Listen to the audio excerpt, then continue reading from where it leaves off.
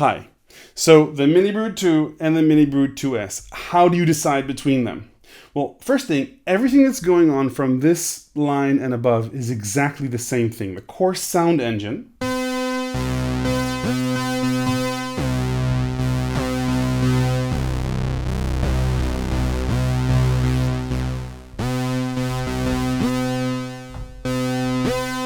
is exactly the same thing.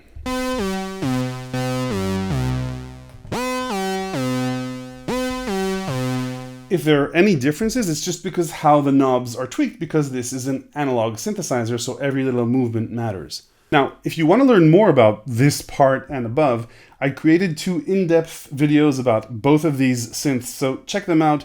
I won't repeat about anything about what's going on here in this video. Just overall know that there are 2 oscillators in each, there's a multi-mode filter in each, 2 envelopes, the mixer section, and these 2 LFOs. Completely identical. Anything you can do through the patch bay in this synth, you can do in this one. The big difference is what's going on here in the bottom section. So what are the differences?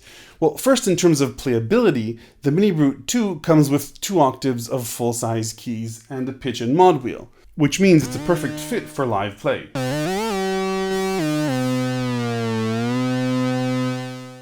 The keys are velocity sensitive, and you can patch velocity to anything that you want in this synth. You've got a mod wheel that you can patch to anything as well. You've got pretty broad control over the bend of the pitch wheel.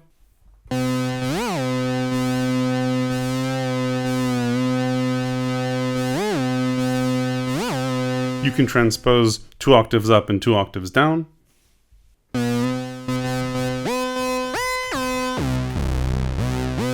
You've got a mod wheel, in this case connected to vibrato, and you can also decide that aftertouch will control vibrato because the keys have aftertouch sensitivity. And the keys are velocity sensitive as well. By default they're patched to the metalizer, but you can patch them to anything else. Check out my MiniBrute 2 review to see how to patch them to a broad range of other things.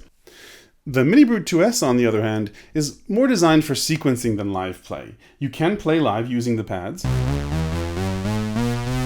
and you've got octave control.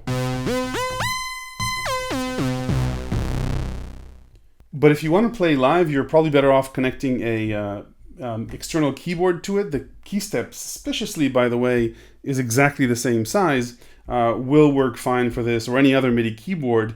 And this also has pretty much the same functionality in terms of arpeggiator and sequencer to the MiniBrute 2 arpeggiator and sequencer, and we'll get to this in a bit. The pads here are velocity and pressure sensitive, and you can use the patch bay to modulate anything you want with that.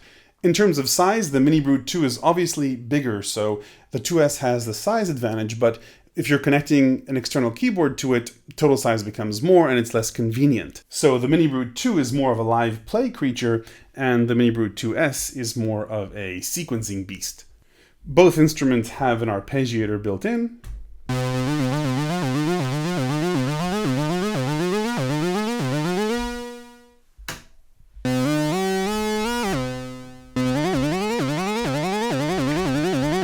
Both arpeggiators have a hold functionality, which lets you add notes beyond the octave limitations that are in the basic keyboards.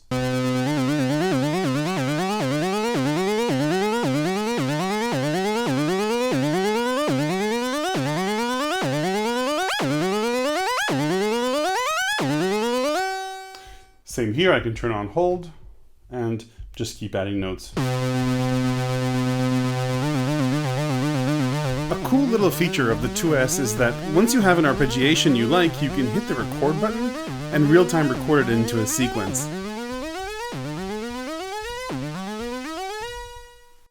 The sequencer is where the 2 are very different and where the 2S knocks it out of the park. Let's start with the MiniBrute 2. The sequencer here is very simple.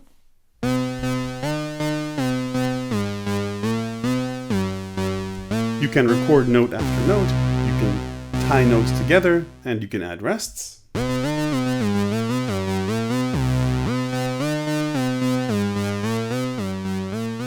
Once you've created a sequence in the MiniBrute 2, you can overlay notes over a running sequence.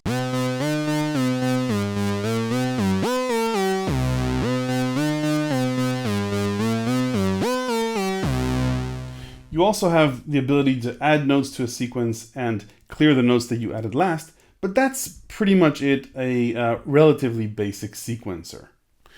Okay, let's talk about the sequencer in the MiniBrute 2S. The most important difference, at least in my opinion, is the number of simultaneous tracks.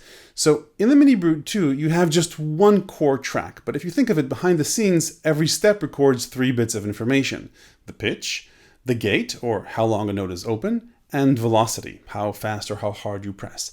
All of those are combined into one track, and you can then either play it through the core sound engine or output it through the patch bay and patch it into any input that you like. That's on the MiniBrute 2. On the 2S, however, besides having an additional 4th track for pressure, you can actually disconnect these 2 tracks, the velocity and pressure tracks, from the main track and turn them into completely independent tracks that can do some pretty crazy things, like have sequenced envelopes or even be 2 additional LFOs with some pretty advanced sequencing capabilities. More on this in a bit. Another important difference is that the 2S sequencer has 2 parameters per step, whereas the MiniBrute 2 has only 1 parameter per step. So, for example, pitch.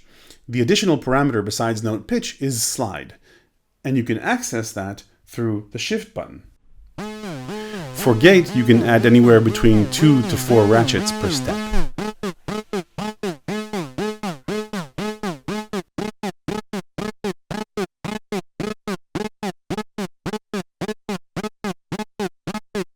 The velocity and pressure tracks also have a slide parameter in addition to intensity, so you can glide between the values smoothly and not just jump from one to another. But the really exciting thing about this sequencer is that you can completely separate the velocity and pressure tracks from the main pitch gate track and turn them into completely different tracks. So, for example, I'll go into this pattern and create a very simple sequence. You edit the pitch of the notes with these knobs, and I'm just going to create a sequence with 4 simple notes that are all the same. I still have the gate information from before, which is cool. Now I'll go into my velocity track, and by holding this I can change it also into a pitch track. And I'll take the velocity out and connect it to oscillator 2.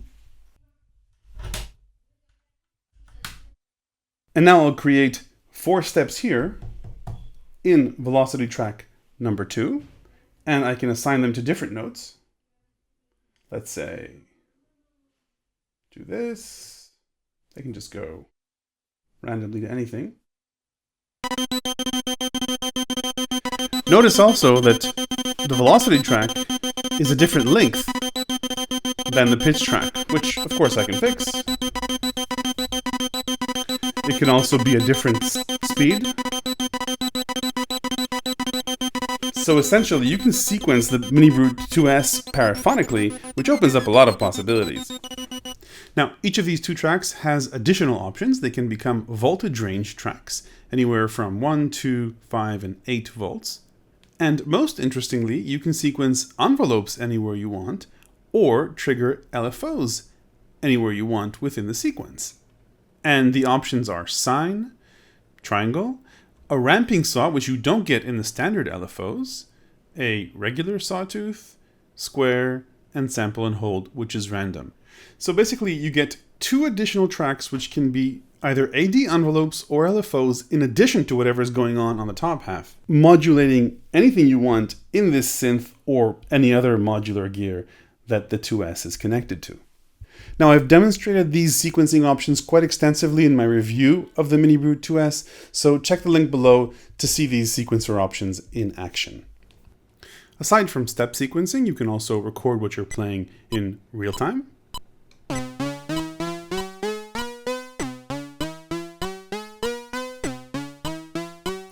Once you've got a sequence going, you can manipulate it in a few ways that are unique. You can play it backwards.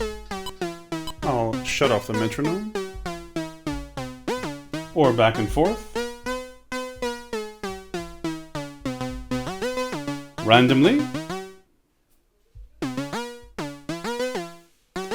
And you can also loop sections of it.